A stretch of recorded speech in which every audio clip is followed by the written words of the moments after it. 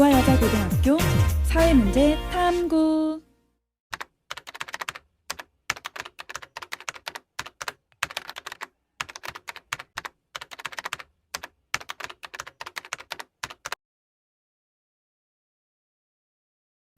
안녕하세요 여러분. 오늘은 사회문제 탐구 수행평가를 위한 활동을 함께 해보도록 하겠습니다.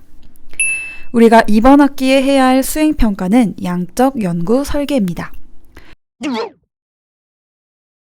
아직 우리가 연구 방법론을 배우지 않았기 때문에 양적 연구가 무엇인지 잘 모르는 학생들도 있을 텐데요.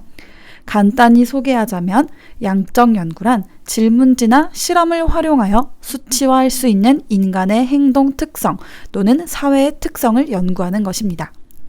자세한 설명은 해당 차시 수업에서 다시 하도록 하겠습니다. 오늘은 우리가 양적 연구를 몰라도 할 수 있는 연구 주제 정하기 활동을 한번 시도해 보려고 합니다.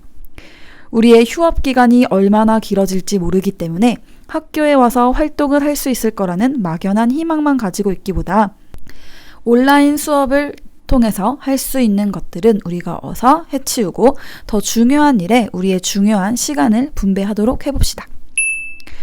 연구 주제를 설정할 때 여러분이 기억해야 할 주의사항은 3가지입니다.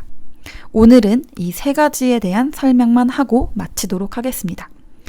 여러분 지금 화면에 현재 시간이 보이시나요? 네, 저는 오전 1시 20분에 수업 영상을 촬영하고 있고요. 더 놀라운 사실을 말씀드릴까요? 네, 제가 지금 수업을 촬영하는 장소는 어디일까요?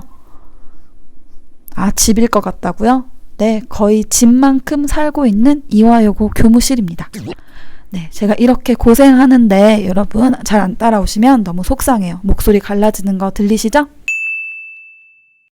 오늘 연구 주제를 정하는 데 필요한 3가지 주의사항만 하고 마치도록 하겠습니다.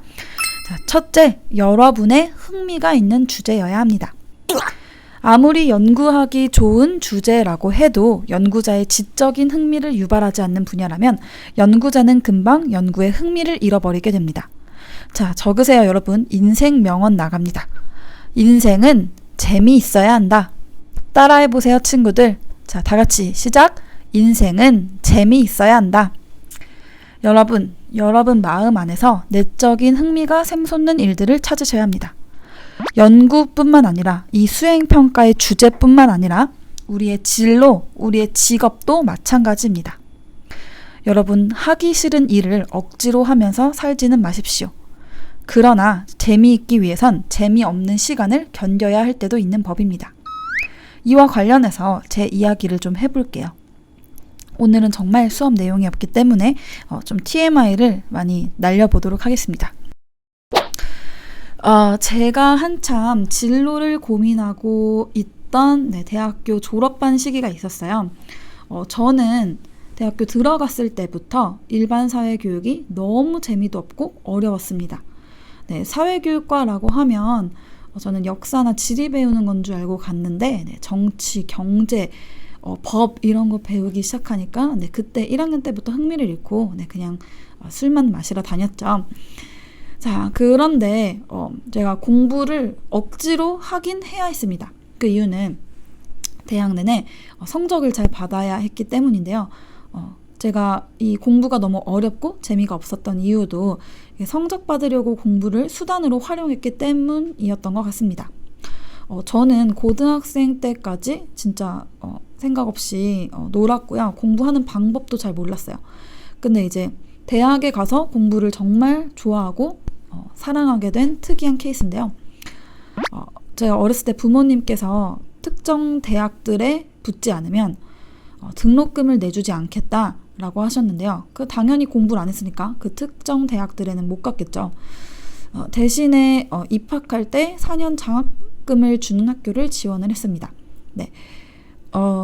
이제 부모님 곁을 떠나서 서울에 오고 싶었기 때문에 서울에 올 수 있는 가장 최선의 방법을 선택을 한 건데요. 근데 그 장학금을 받으려면 일정 수준 이상의 성적을 늘 유지해야 됐어요. 그래서 정말 저는 그것 때문에 공부했습니다.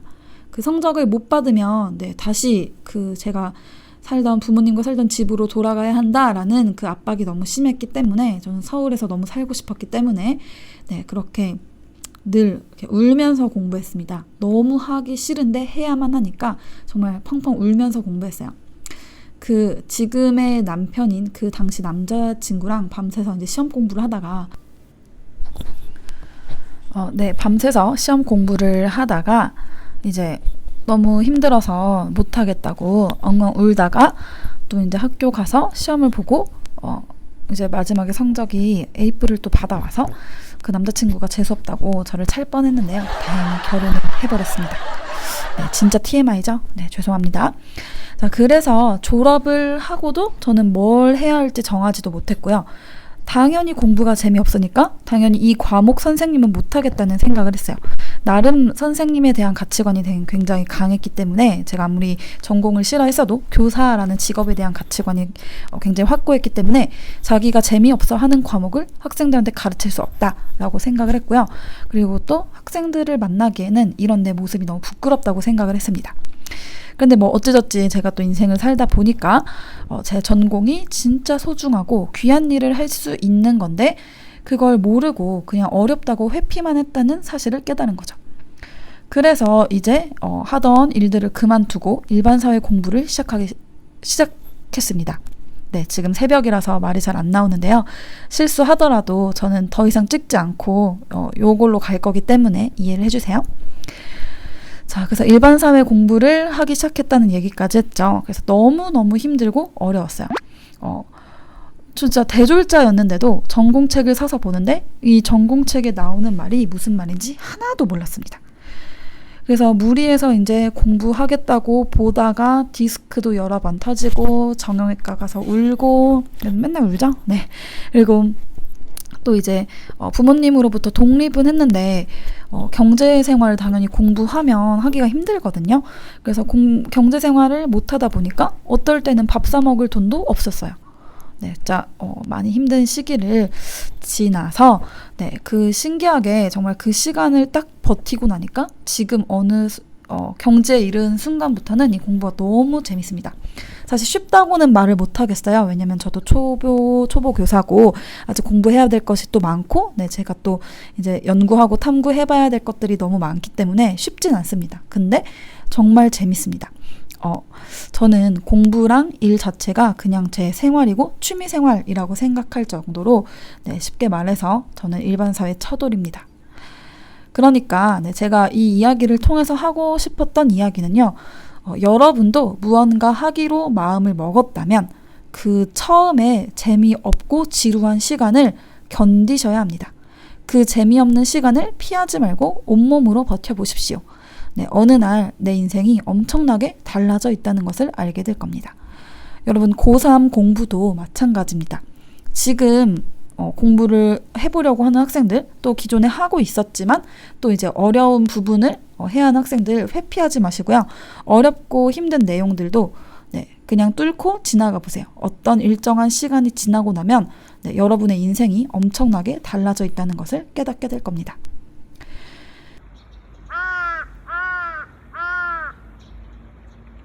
자, 이제 다시 연구 주제 설정에 필요한 내용들에 대한 이야기로 돌아가 봅시다. 첫 번째, 지금 하고 있는 이야기죠. 흥미있는 주제를 선택해야 하고 그 흥미를 갖게 되기까지의 시간을 버틸 줄도 알아야 합니다. 또 무엇이 재미있는지 알기 위해서는 여러분은 다양한 경험을 해보아야 합니다. 자, 우리 몸이 100개는 아니니까 동시에 여러 가지 경험을 다 해볼 수는 없겠죠. 그때 우리에게 필요한 것이 바로 이 독서입니다. 독서를 통해서 이제 다양한 것들을 간접적으로 경험하시고 관심사를 더 다양하게 확장해 보시길 바랍니다. 여러분의 인생이 풍요로워질 거예요. 자, 그리고 우리 저번에 토론방을 통해서 여러분 진로와 관련해서 연구 주제 적어보라고 했죠. 네, 너무 잘 적으셨고 그런데도 아직 내 진로와 관련해서 연구해보고 싶은 주제가 생각나지 않은 친구들도 있을 것 같아요. 자, 그런 경우에 필요한 팁들을 또 알려드리도록 하겠습니다. 자, 아직 연구를 할 만한 흥미가 생기는 관심사를 찾지 못한 학생들은요, 평소에 뭐 다른 사람과 대화를 하다가 아니면 뭐 멍을 때리다가 TV를 보다가 공부를 하다가 뭐 여러 가지 일을 하다가 아이디어가 확 떠오르는 순간이 있을지도 몰라요. 그러면 그때 바로 핸드폰을 꺼내서 메모를 해둬 보세요. 핸드폰 안 쓰는 친구들은 뭐 메모장을 들고 다니면서 메모를 해보시고요. 이것들이 모이면 나중에 정말 귀한 자료가 될 수 있습니다. 왜냐면 적어놓지 않으면 날아가 버리기 때문이죠. 저도 온라인 수업이든 오프라인 수업이든 수업을 계획하고 또 재미있는 수업을 위한 아이디어를 많이 찾고 있는데요. 이런 아이디어를 찾기 위해서 메모를 정말 많이 하려고 노력을 하고 있습니다. 하는 건 아니고요. 이 아이패드에도 이제 그 아이폰과 연동된 메모장이 있는데요. 보여드리려고 방금 전에 영상을 찍었는데요. 너무 TMI라서 이 부분은 넘어가도록 하겠습니다. 제가 낯을 좀 가리거든요. 그래서 여러분 얼굴을 못 봐서 아직 낯을 가리고 있는 단계예요. 좀 여러분하고 친해지면 이런 것도 공개해 보도록 하겠습니다. 자, 다음 두 번째. 이제 이렇게 메모를 하실 때는요, 생각하고 메모하지 마세요. 그냥 생각나는 걸 막 적어. 그냥 막 적어요. 그러면 나중에 그 중에 이제 괜찮은 것들을 골라서 우리가 구체적이고 명확한 연구 주제로 만들어가는 겁니다. 자, 밑줄 한번 쳐볼게요. 구체적이고 명확한 연구 주제를 선정한다. 자, 그러고 보니까 이 위에 밑줄을 안 쳤네요. 자, 흥미와 호기심과 관련된 주제를 생각해 본다. 그리고 두 번째, 자, 이렇게 넓혔던 관심사를 다시 좁혀서 이 중에서도 연구를 할 만한 구체적이고 명확한 주제를 선정하는 것입니다.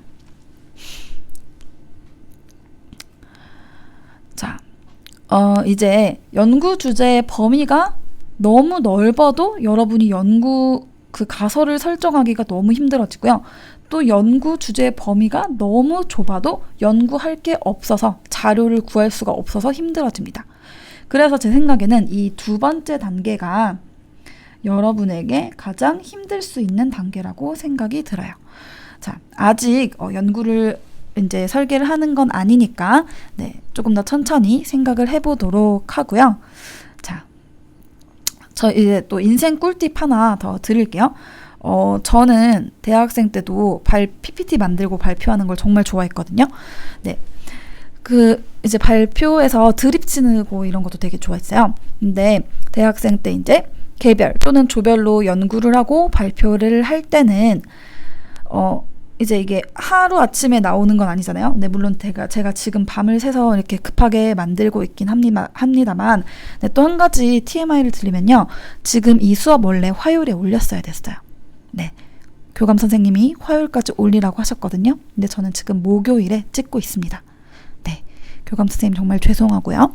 자, 다시 돌아와서 이렇게 하루 한날에 과제를 수행하는 것이 아니라 여러분, 제가 미리 이렇게 연구 뭐 할 거다, 수행평가 뭐 할 거다 알려드리는 이유는 충분한 시간을 가지고 여러분 마음속에서 숙고를 하라는 뜻입니다. 숙고라는 건 뭐냐면 생각을 익힌다는 거예요. 그래서 오랫동안 이렇게 은은하게 생각을 익혀가다 보면 정말 좋은 생각이 나오는데요. 여러분 이제 대학생 되시잖아요. 또는 이제 회사원 되시잖아요. 그러면 발표할 때 아니면 뭐 기획할 때 좋은 꿀팁 하나를 드릴게요. 일단은 이제 발표할 주제가 이제 생기겠죠. 교수님이 뭐뭐 발표 준비하세요 라고 하시겠죠. 그러면 그 주제를 이제 한번 진지하게 앉아서 생각을 해보세요. 뭐 관련된 책도 찾아보시고 뭐 도서관 가서 뒤적뒤적 해보시고, 그리고 나서 충분히 그렇게 생각을 해본 다음에 지금 당장 좋은 아이디어가 나오면 좋죠. 근데 보통은 그렇지 않거든요. 그럼 좋은 아이디어가 나오지 않아도 그냥 이제 잊어버리세요. 그냥 내버려 둡니다. 자, 그러면 내가 좋은 아이디어를 떠올리기 위해서 노력했던 그 기억이 장기 기억 저장소 어딘가에 처박혀 갑니다. 자, 그러면 정말 신기하게도 그 생각이 스스로 자기를 다듬기 시작해요. 그리고 이제 발표 날짜가 임박해 오면 발표 준비를 해야겠죠. 그때 다시 그 주제에 대해서 생각을 해보는 겁니다. 그러면 막 이제 쌓아놨던 아이디어가 막 탈탈탈탈 쏟아져요. 그러면 이제 그런 아이디어를 잘 주워서 다듬어서 과제도 하고 저는 수업도 보통 그렇게 준비합니다. 여러분, 이 세상 모든 것이 사실 연구이고 탐구입니다. 그래서 오늘 여러분도 이 수업이 끝나면 지금 조금 어려워하는 학생들도 있는 것 같은데요. 이 연구를 해야 된다는 사실에 더 이상 스트레스를 받지 마시고 푹 쉬세요. 할 거 하고 놀 거 놀고 뭐 동물의 집인가요? 뭐 그런 것도 하고 네, 인스타도 보고 카톡도 하고 네, 밥도 먹고 운동도 하고 하다가 선생님이 이제 다음 활동을 준비를 하겠죠. 그때 그 다음 활동 할 때가 돼서 다시 한번 생각해보면 여러분이 오늘 내버려뒀던 생각이 많이 다듬어져 있다는 걸 깨닫게 될 거예요. 여러분, 이거 진짜 제가 인생 꿀팁 드린 거예요. 제가 이거 원래 책 쓰려고 했는데 여러분한테만 드립니다. 자, 이거 대학 가서도 회사 가서도 네, 잊지 마세요. 네, 임지혜를 꼭 기억해 주세요. 네, 성공하면 꼭 찾아오진 마시고요. 자, 이제 연구 주제의 범위가 정해졌다고 가정을 해보겠습니다. 자, 연구 주제의 범위가 정해졌으면 여러분은 이것이 연구가 가능한 주제인지를 검토해 보셔야 합니다. 자, 연구가 가능한 주제라는 것은 내가 가진 비용이나 시간, 능력 등으로 연구를 할 수 있는지, 또 이것은 연구를 해도 되는 주제인지, 혹시 누가 먼저 연구를 해놨던 주제는 아닌지, 또는 연구를 하기에 좀 부적절한 건 아닌지, 또는 내 연구로 인해서 누군가가 상처를 받거나 또는 누군가에게 손해를 주지 않을지 같은 것들을 다양하게 고려해 보라는 것입니다. 자, 예를 들어서 이제 유아교육에 관심이 있는 친구라고 가정을 해봅시다. 자, 내가 유아교육에 관심이 있어서 만 4세 아동의 어린이집 적응에 영향을 줄 수 있는 변수에 대해서 연구를 하기로 주제를 잡았어요. 자, 제가 방금 말한 이 연구 주제의 문제점은 뭘까요? 네, 아동의 어린이집 적응에 영향을 주는 변수가 너무나도 많다는 거죠.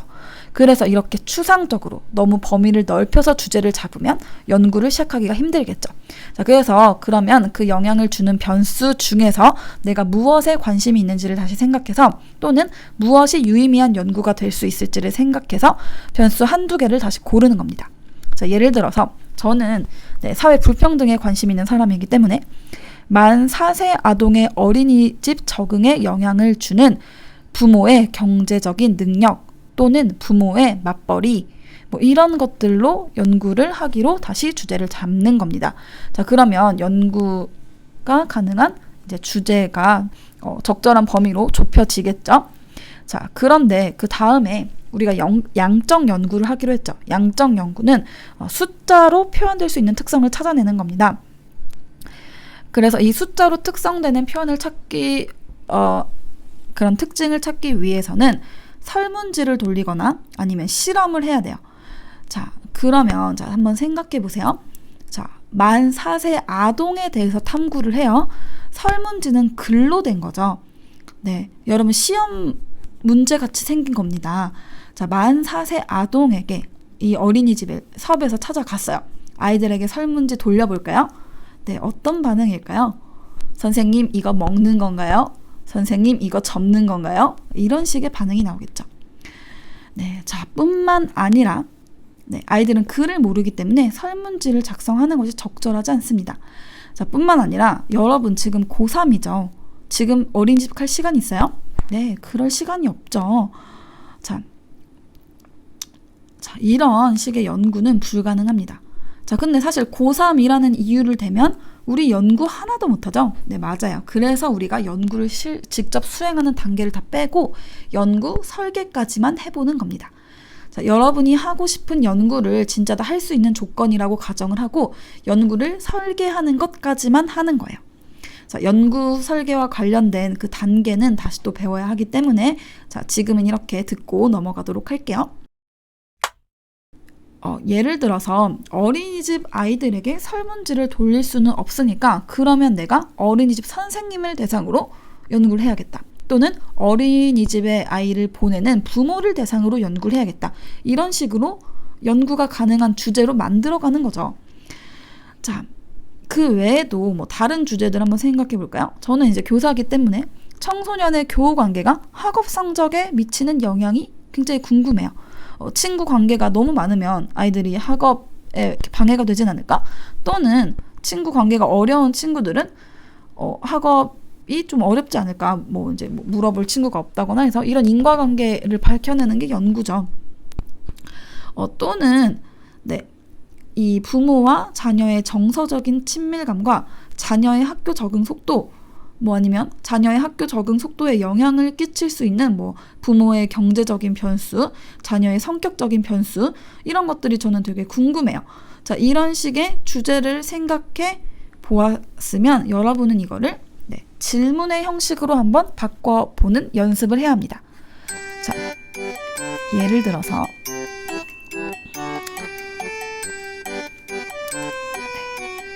여기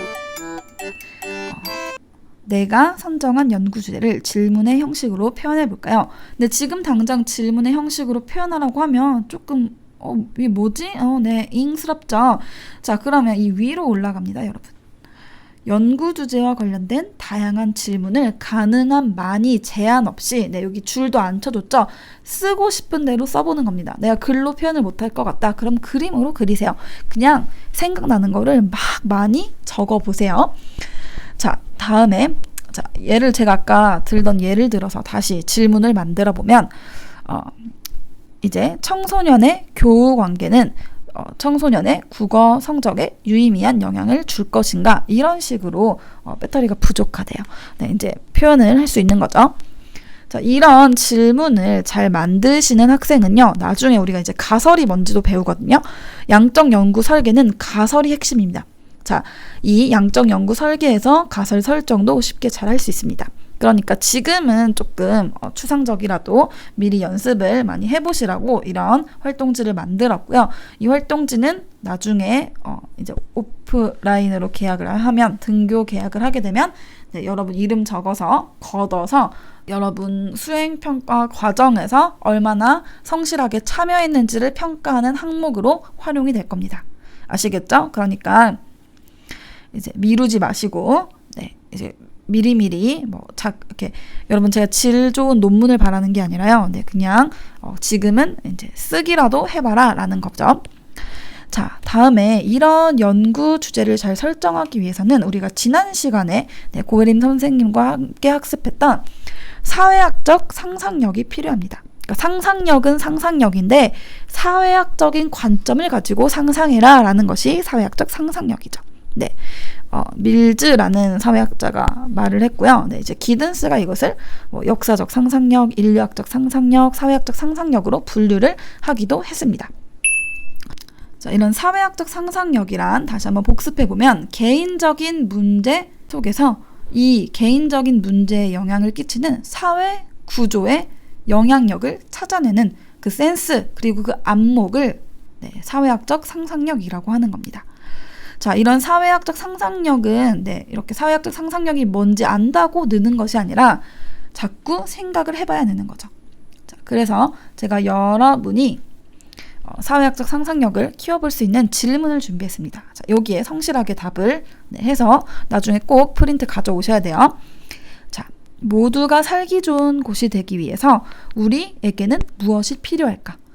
살기 좋은 곳, 살기 좋은 사회가 되기 위해서 내 눈앞에 필요한 것들 한번 생각을 해보시고요. 자, 이런 질문에 답을 하는 과정에서 내 눈앞에 당장 보이지 않는 것들에 대해서도 자꾸 생각을 할 수 있게 될 겁니다. 자, 다음에 우리가 이제 주제 설정과 관련해서 어떤 주제를 탐구해야 될까 아직 고민하는 친구들이 있을 텐데요. 자, 그런 친구들을 위해서 준비한 질문입니다. 어떤 것이 문제인지를 알아야 우리가 연구를 할 수 있겠죠. 그래서 문제를 파악하기 위한 질문인데요. 여러분, 우리의 일상에서 무엇이 어떻게 변화되기를 바라나요? 변화되기를 바란다는 건 지금 상황이 좋지 않다라는 생각이 전제로 깔려 있는 거겠죠. 지금 상황이 좋지 않다. 그것이 바로 우리가 배웠던 문제입니다. 그래서 사회 문제가, 어떤 사회 문제가 내 주변에 있는지를 한번 생각해 보시라고 이런 질문을 가볍게 만들어 봤고요. 한번 가볍게 생각을 해보시길 바랍니다. 이 답변을 하실 때 지난 시간에 배웠던 내용들 다시 잘 기억하시면서 해주시면 여러분 많은 도움이 될 것 같아요. 자, 아까도 계속해서 말씀드렸듯이 이 종이는 나중에 수행 과정의 성실도와 참여도를 측정하는 수단이 됩니다. 그러니까 프린트 절대 버리지 마시고 미뤘다가 나중에 한 번에 하지 마시고, 그리고 지금 잘 작성을 해두시고요. 다음 강의는 여러분이 이것을 작성하고 들어오시면 선생님들이 여러분이 제대로 활동을 진행하고 있는지 조금 파악하고 여러분이 멀리 떨어져 있어도 어떻게 공부를 하고 있는지를 좀 개개인별로 파악할 수 있게 토론방에 과제를 만들어 놨습니다. 이 과제에 대한 설명을 읽고 작성을 해주시면 되고요. 작성하시기 전에, 그 토론방 들어오시기 전에 반드시 이 프린트를 작성을 하고 오셔야 합니다. 자, 그러면 프린트 작성해서 다음 그 차시에 올려진 토론방에 참여를 해주시고요. 자, 이제 오늘 제가 여러분과 이렇게 육성으로 만날 수 있는 시간은 여기까지입니다. 자, 다음 차시 예고를 좀 미리 해드리면요. 다음 차시, 그러니까 내일 수업은 이상욱 선생님과 드디어 여러분이 만날 수 있습니다. 자, 그리고 또 다음 차시에서는요, 이런 사회 문제를 바라보는 관점들에 대해서 학습을 하게 될 거고, 3가지 관점 중에서 기능론에 대한 설명을 해주실 겁니다. 자, 벌써 2시가 다 되어 가네요, 여러분.